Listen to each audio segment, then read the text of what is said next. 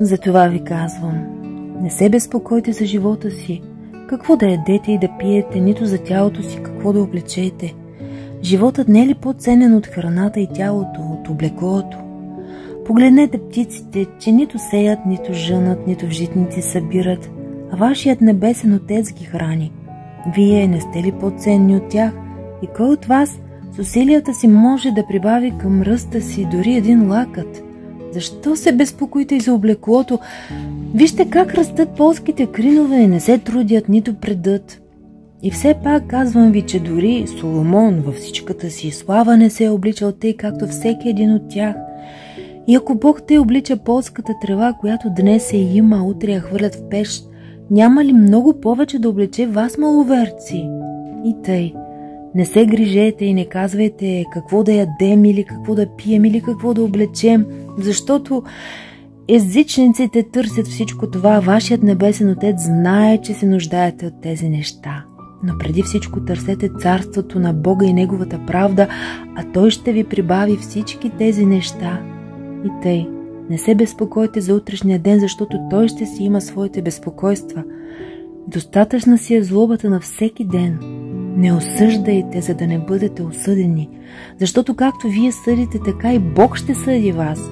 И с каквато мярка мерите, с такава ще ви се отмери. И защо виждаш сламката в окото на брат си, а не забелязваш гредата в своето око?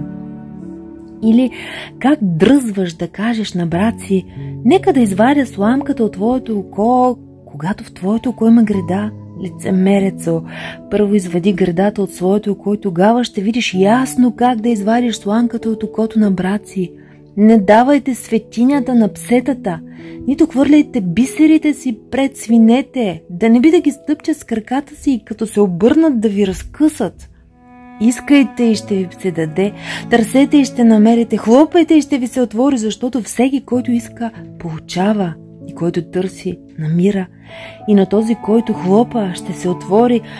Има ли между вас човек, който когато синът му поиска хляб, да му даде камък, и когато поиска риба, да му даде змия? И тъй, ако вие колкото и да сте лоши, знаете да давате добри неща на децата си, то толкова повече вашия небесен Отец ще даде добри неща на онези, които искат от Него. И тъй, правете на другите това, което искате те да правят, защото това е, на което законът и пророците учат. Пазете се от лъжливите пророци, те идват при вас в овча кожа, отвътре са вълци грабители. По плодовете им ще ги познаете. Бере ли се грозде от тръни или смокини от репеи? Така всяко добро дърво дава добри плодове, а лошото дърво дава лоши плодове. Добро дърво не може да дава лоши плодове, нито лошо дърво да дава добри плодове. Всяко дърво, което не дава добър плод, се отсича и се хвърля в огън. И тъй, по плодовете им ще ги познаете. Не всеки, който ми казва Господи, Господи, ще влезе в небесното царство, а онзи, който изпълнява волята на моя небесен Отец. Мнозина ще ми кажат в съдния ден: Господи, Господи, не пророкувахме ли в Твое име? И не изгонвахме ли бесове в Твое име? И не правехме ли много чудни дела в Твое име? И тогава ще им кажа открито: никога не съм ви познавал. Махнете се от мен, вие, които вършите беззакония.